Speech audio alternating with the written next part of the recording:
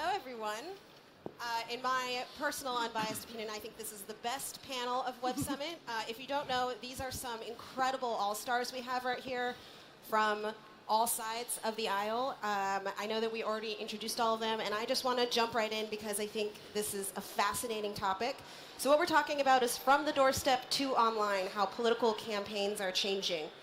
Technology has obviously opened up a new front in political campaigning. We've seen this since the early 2000s, from Howard Dean through Barack Obama and now to President Donald Trump.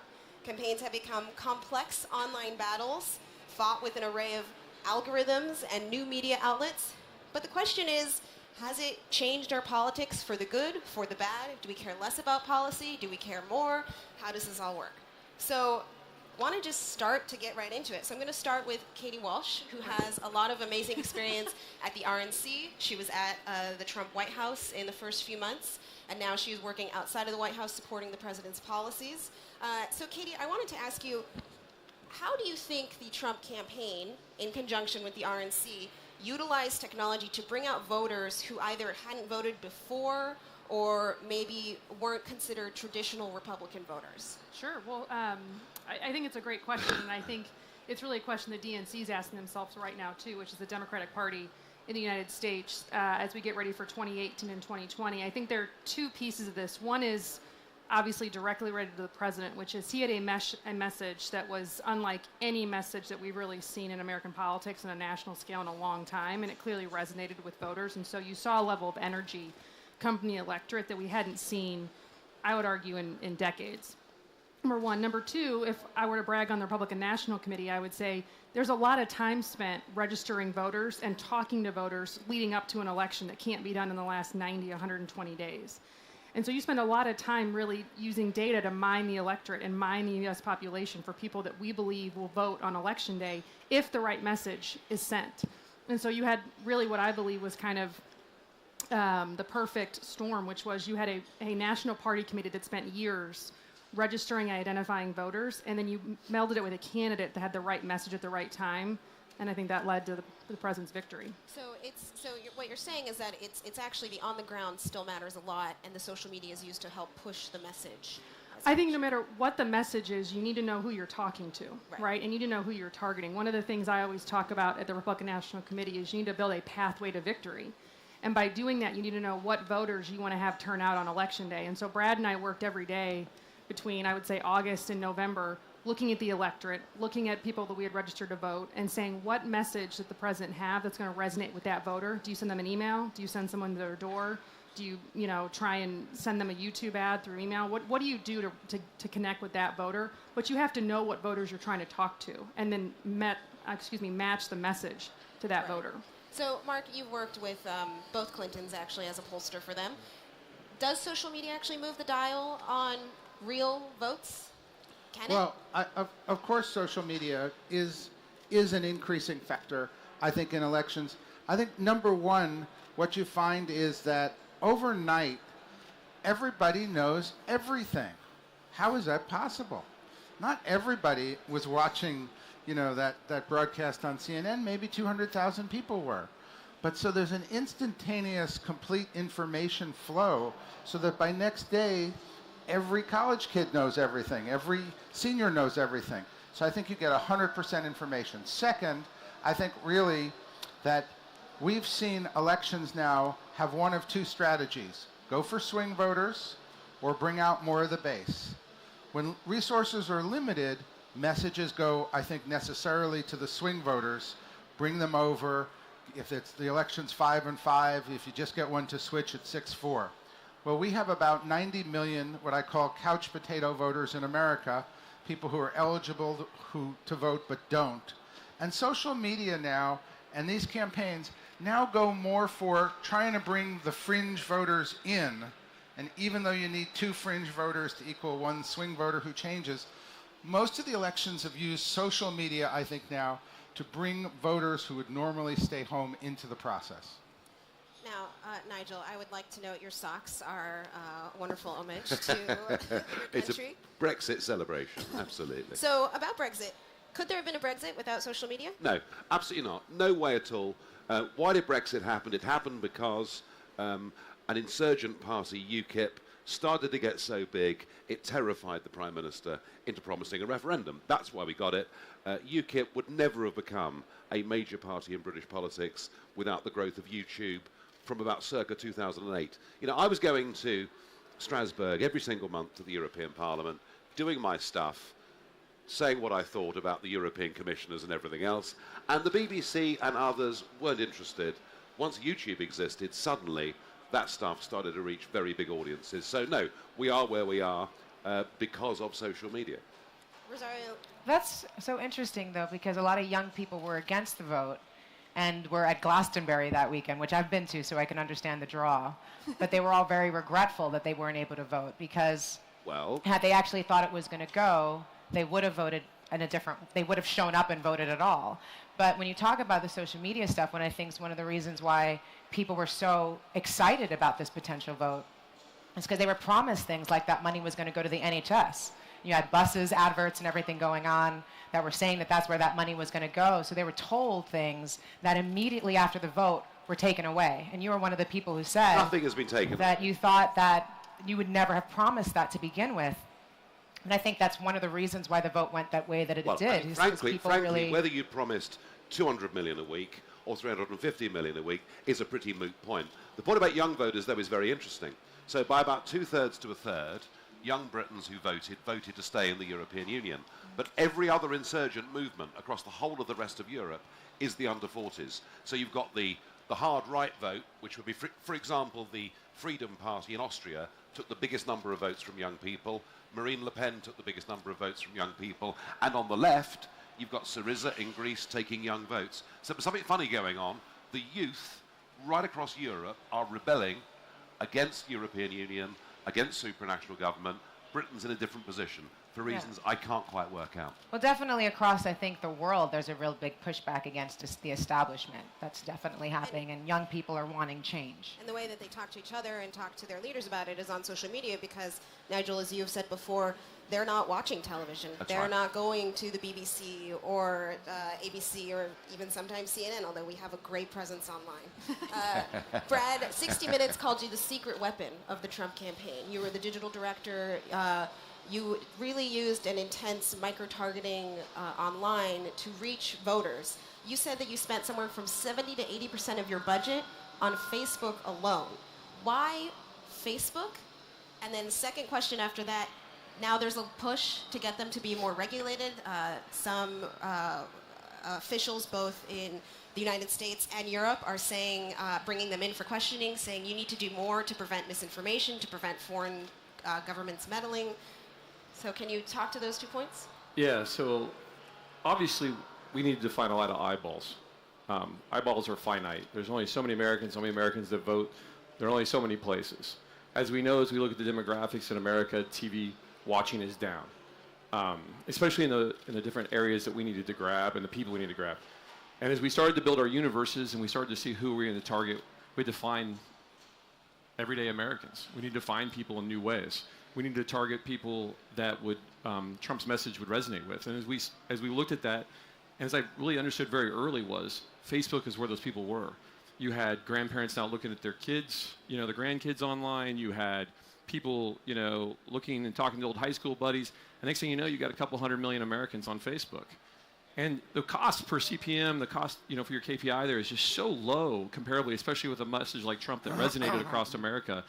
I was able to get to millions more people for a fraction of the money. And Hillary's team had, $400 or $500 million more than us. And so using Facebook was probably the best method that we could come up with to move past that disadvantage and end up being a right choice. Now, with the regulation stuff with Facebook, unfortunately I had to testify in front of Congress and all this stuff. For 5.5 hours. Yeah, it's fun. I think that Facebook, Twitter, all these companies have a certain amount of obligation to protect their platforms, and I've said publicly that I don't think any foreign country should meddle in our election. I don't believe that's good for America. I'm strongly behind that. I also think that if you believe in free speech, you believe in a free meddle, there's only so much regulation that can be done. You also don't want people being restricted in their communication. I think they have to look at that, and I think that keeping the money out is probably an easier thing to do, but I'm not for over-regulation. But I do think that they should be given an opportunity to probably maybe do some self-regulation and see what can happen. But I'm not in government, and I just help people get there. I was going to ask you, you work a lot with young people. You're a co-founder of Voto Latino that obviously does a lot of outreach to young Latinos. Do you think there's a responsibility for social media considering that young people use it so much? Absolutely. And that is going to be a question that is going to have to be looked at for many years to come as we have, Sophia the robot getting citizenship and we're still calling human beings illegal. But I think what's fascinating is sort of looking at how this has kind of happened, sort of not just looking at it within, as you were saying, this particular vote, but the conversation has been built over many, many, many years with Trump, questioning the legitimacy of Obama's presidency over many years, really feeding into that anti-immigrant kind of conversation and creating what, as much as there's a hashtag not my president right now against Trump, that has been built and fostered for, 8-9 years against Obama and really kind of answering, which is the gap that Obama really left, which you can see Trump filling in really well. I was criticized during the primaries because I was saying Obama didn't really use social media that well at the beginning of his presidency. And yes, it's, Twitter's only hitting its 10 years, but you could see it immediately. He had this huge groundswell of support. Now, believe, unlike with Bernie, where it actually came from $27, this was an actual grassroots presidency and people really participating and spending money of their own. This wasn't money that was sort of generated on the Hillary side that was going into things like Correct the Record, where people being targeted and taken their sites taken down, and people being manipulated for being corrected online. It wasn't that. It was he had an opportunity with $1 billion to have people who were paid, yes, to kind of go in and into these different communities, but people really did show up. He promised change, and within 2 years he lost the House, because he didn't keep that contact and keep that conversation going, which you can see Trump is doing incredibly well, which is just vitally important. It makes the people feel like it's the people's president, that there's access to him, that he's not closing the door and going, I'll just take it from here, but that you're actually invited into the White House, which was something that Obama promised but didn't deliver. At the very end of his presidency, he started to show that more, so now he's being called the social media president. But what you saw was with Bernie Sanders was that he really was that social media candidate, where he didn't have a lot of money. He started at 3% in the polls. This is the generation that grew up on The Daily Show and were like, roll the tape. And they would roll the tape. Trump would say something, they go, you said something completely different, roll the tape. Hillary, you're promising this thing, but roll the tape. But with Bernie, people went back and watched this man talking to an empty room against the Iraq War before it was popular to be talking against the Iraq War, and they felt like they had chosen someone. And so to see how Facebook being usurped with ads from Russia, or Twitter actually shutting down 48% of hashtags of the DNC leaks, and this participation actually these social media areas actually trying to regulate and shut down and really interfering in the election. This is for people who are actually using social media to get through that and communicate with each other and choose someone that everyone was absolutely against. So now people are recognizing it and realizing maybe that was not the right thing to do, and they're all coming forward now, but it's a little bit too late. We've got to be accurate, though. Trump did get the most small dollar donors in history. So there was definitely a grassroots movement. I believe actually more than Hillary and small donors than Hillary and Obama combined. So, For sure. She had a lot more she was doing 100,000 plus plate dinners, raising funds, and we saw all of the tremendous issues that were going on with there. Yeah, he didn't, and he also didn't raise nearly the amount of money, and did a lot better with actually funneling that money into the areas where it actually meant something, because this was the first meme election. This was about people just reaching out to each other in funny ways. This is a person who understood they wanted someone to go in to D.C. and fire people. Yeah. And they were either going to do that with Bernie or they were going to do that with Trump, but they were definitely not going to do that with someone who was promising another 8 years of Obama. So I wanted to, we've kind of mentioned Russia here and there. Mark, you wrote an article about how the $100,000 or whatever, or however much it was that Russia or Russia-related organizations actually spent on social media ads didn't actually matter. And you're actually in agreement with Brad about this. Well, at a certain point, there's too much fake news about fake news. And so I wrote the article because any political professional would know that $100,000, 56% of which was spent after the election, so you're down to 44, most of which didn't actually go to targeted states, so you're down to 22, most of which didn't have the name of a candidate, so you're down to 11. You really, by the time you finish it, you're down to $6,500 in the election year in these states. So this was not an effort. Now, the two campaigns spent $2.4 billion. Hillary had a $400 million advantage. And if people think about the math of campaigns and the math of swing voters, essentially 70% of the money gets spent against swing voters in swing areas in the year of the election. That means that we're spending probably $1.5 billion. And so I think we have to put in context what politics has become, how many messages there really were, the week-long conventions, 3 90-minute televised debates. Don't kid yourself, social media played a part, but really it was a part of extending to everybody, I think, this communication. And the Russian part, well, I think it's a warning shot for next time. I do think that ads that are online should be identified, just like ads that are on TV. There should be a verification process of some kind, just like TV, and then we probably have gotten a little bit too loose. But let's not say that these ads were the problem. These campaigns drove enormous messages, enormous numbers of time to people throughout this country. And if you tried to turn your TV set on in Ohio or Michigan in the last week, let me tell you, that's all you saw. I think that one thing to say is, I've said this clearly, Trump used Twitter to talk to America. Facebook was not about ads to translate people into votes. Facebook was to pay the bills. It was where all the money was raised. So that's where all the prospecting was done. So people get confused between Facebook dark post ads and those changing people's minds and raising money from the base. If you look at the money, most of that money went to the Republican base to raise money, not target Democrats. Twitter was directly talking to the people and generating earned media.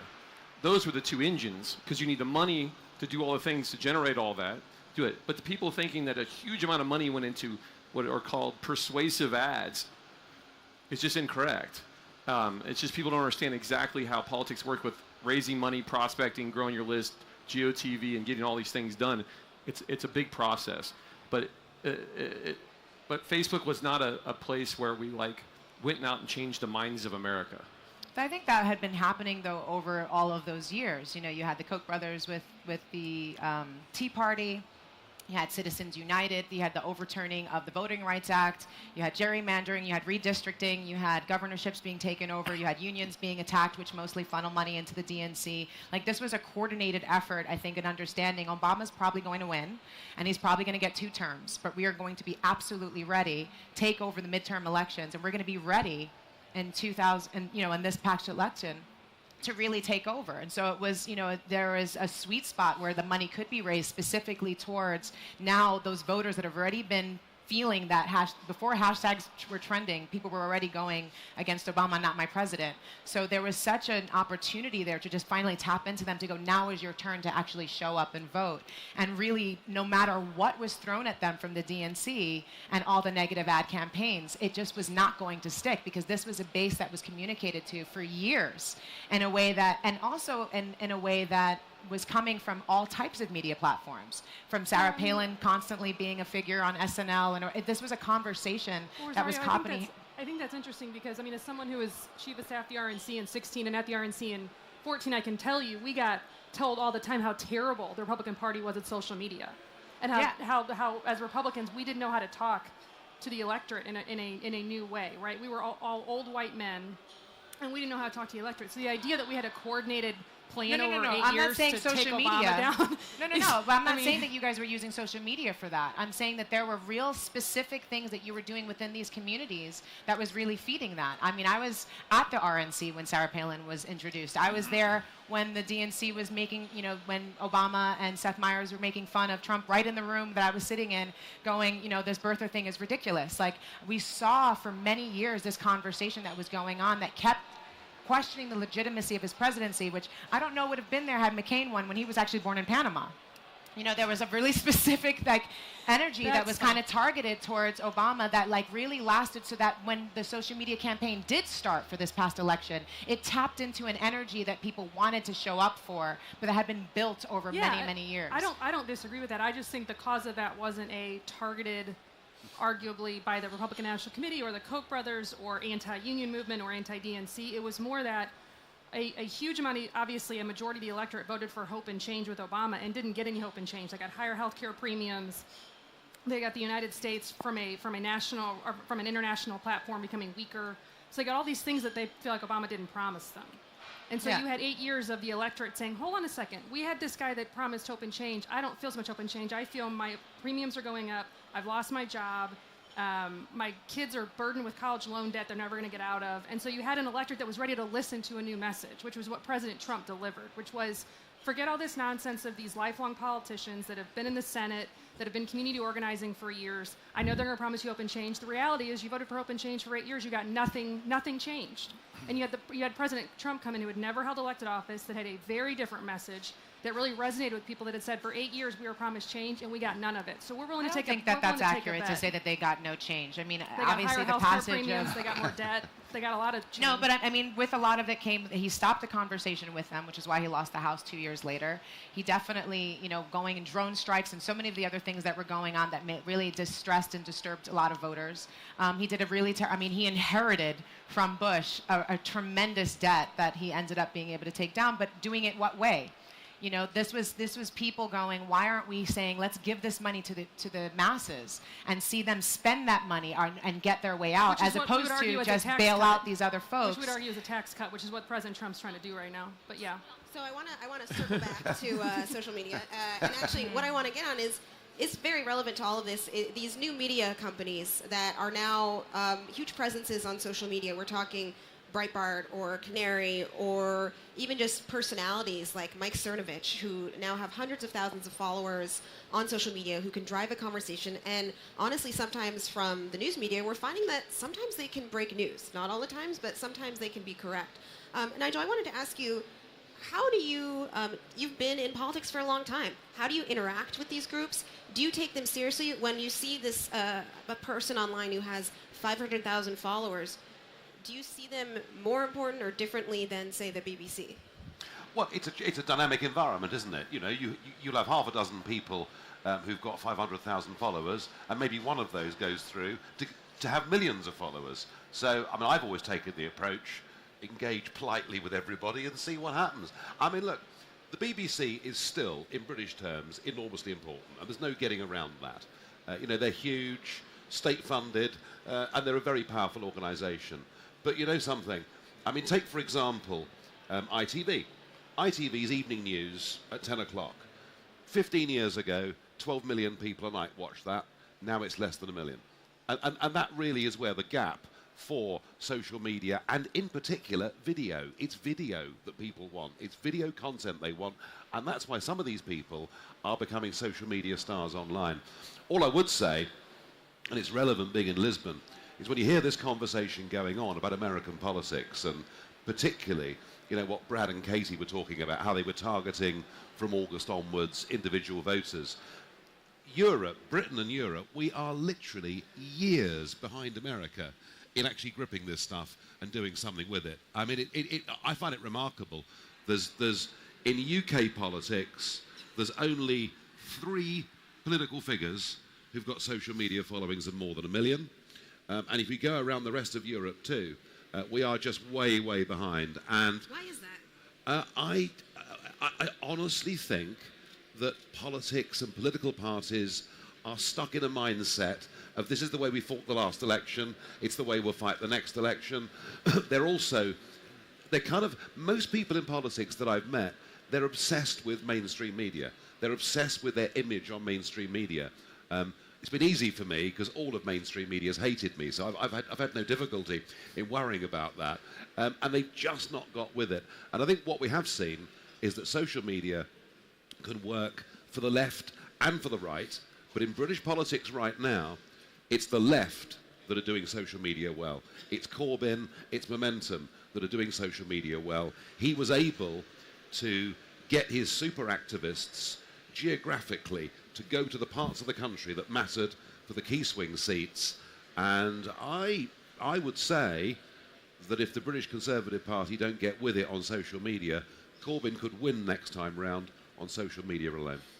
Do you think, though, like you were saying that earlier, you have these different folks like May, she's not getting enough, followers and stuff. You're really seeming to put it on the fact that their actual content has to be really amazing versus the fact that they're being chosen by folks to kind of push their content to be better. Because obviously Bernie his outreach wasn't so perfect, but it was them choosing him that had him step up that game, I think. The message obviously, clearly the message matters. It's got to be exciting. It's got to be interesting. It's got to generate a bit of a buzz.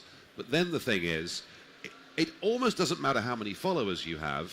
It matters how active they are. Are they really engaged? And the point about momentum is that they've managed to get tens of thousands of people from their followership who are prepared with a text to get in a car, drive 100 miles and go and knock on doors. And that is where, because you asked this question earlier, does social media say we can kiss goodbye to traditional door knocking? No, absolutely not. Still, the most persuasive thing to make people vote is somebody respectable and decent knocking on your door, having a conversation. And it's the way social media merges with that and makes it more efficient that I think is the key.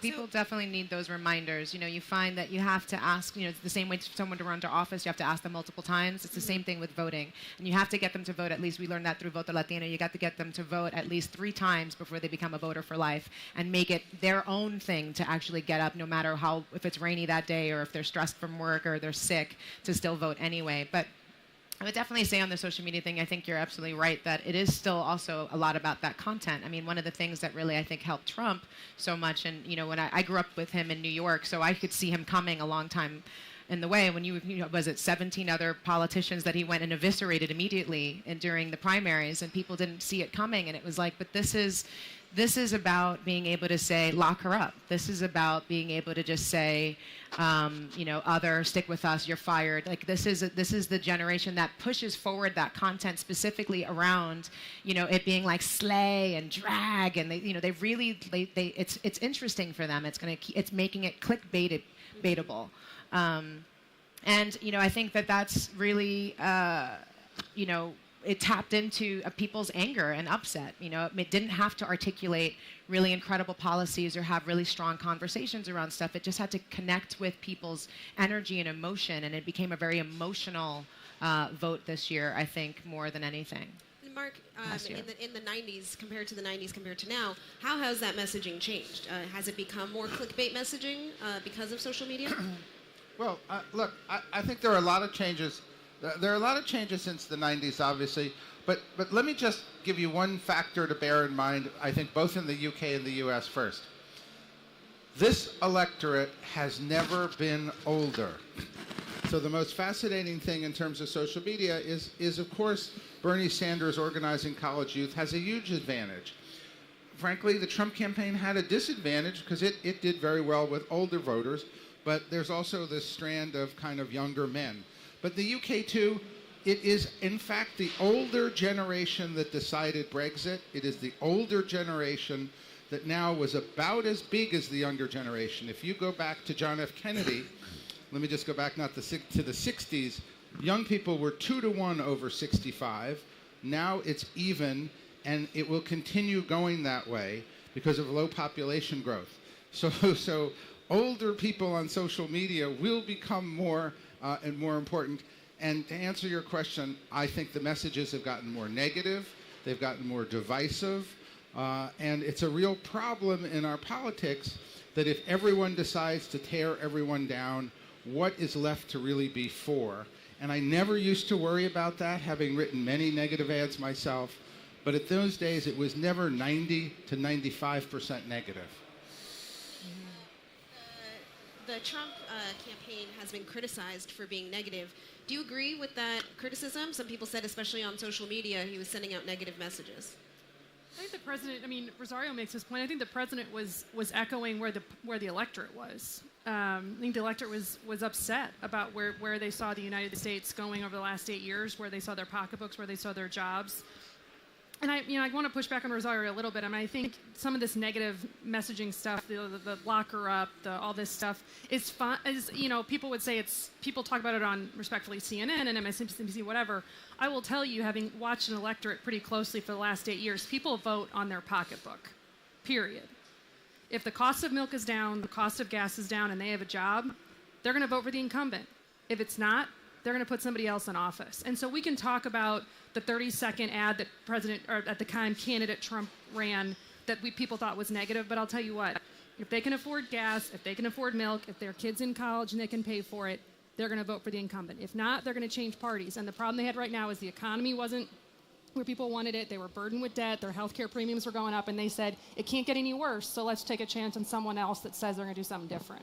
Well, that negative stuff is exactly what gave him the airtime, because he got so much free press from CNN and other places that would cover every negative tweet, that would cover a tweet that then, or another conversation piece or another speech that would come out that had completely belied what had been said before, and that not needing the strategy of not necessarily needing to stick to. You won't find anyone that pushes back on the media as much as I will, and the president will. So we're on the same side on that. I'm more criticizing the actual media for actually jumping on all of that negative stuff and taking advantage of it for their own ratings and making their own money during the election because they were hurting beforehand.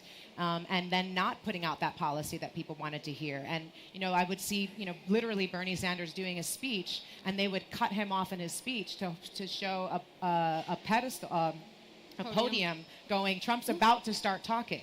Because they knew he would say something incendiary. Because as much as you can say, people didn't, lock her up wasn't it does tap into about the money, because he was talking about that she wasn't trustworthy. And so it did feed into that. But that charge and that energy that he brought to it and that negativity and those just really quick little hashtags, that kind of stuff was the stuff that people loved. That people loved kind of expressing their anger in that way. He's an ultimate brander. Yep. For sure. And he is a great business and marketing guy. And the United States elections have changed to understanding marketing, because it's like selling an iPod now. And he understood and if that you know how to do branding, there is no such thing as bad press. It's called press. Yes, yeah. At the second point, on a paid media, we spent about $220 million. I would say a very, very small fraction of that was spent in negative ads. Even if you look at paid TV ads, out of the $100 million we spent, I would say less than 15 million of that went to negative ads. There were some negative contrast ads in there, but actually a majority of our ads were actually to get that base to show up, which he was talking about, this group of people who are underperforming Republicans who we need to get off the couch and show up. It was about making them know they could show up and make change, real change. And I just think that to look at the negative ads and to say this was a battle over this group of people trying to change their minds is just incorrect. There was not really, from a paid standpoint, I actually think Trump campaign on a paid standpoint ran less negative ads than previous campaigns. I don't have the math to know that for sure, but we really didn't run that many. So they all read negative. Look, I'm just I think the percentage of standard budget. must have changed. The ad that says my opponent's a skunk is a negative ad, okay? Yeah. And these guys ran negative ads on both sides, and I think that was the problem with politics. Now, in fairness, I'd say Trump had an issue agenda that he got out on trade, economics, etc., and Hillary should have gotten out more of an issue agenda. But these two battled to 65% negative each, so that right now America hates their president, they hate their past presidential candidate, they hate the Democrats, they hate the Republicans, they don't like the media, they question the judges. We have spun ourselves down as a country, that we have the best economics we've had in generations, and we have the most discontented people and the most hated politicians ever. And that's the disconnect. I'm technically over time, but I'm going to keep everybody here for just a few more minutes because these are all experts up here, and you guys probably have a lot you want to learn from them. So if all the panelists can go just really quickly, what's one message you want to send people? We have everybody from app developers here to politicians to media folks. What's been your most effective use of social media? What's a tip that you can give the audience? Rosario, we'll start with you. No, let's go start over there. Start with Katie? Okay. I didn't know Rosario got to choose who's starting. Apparently. I mean, I would say that, data matters, but message matters. And I go back to the messages you see that are resonating are because you're reading the electorate correctly and you're messaging to what the electorate is saying they care about.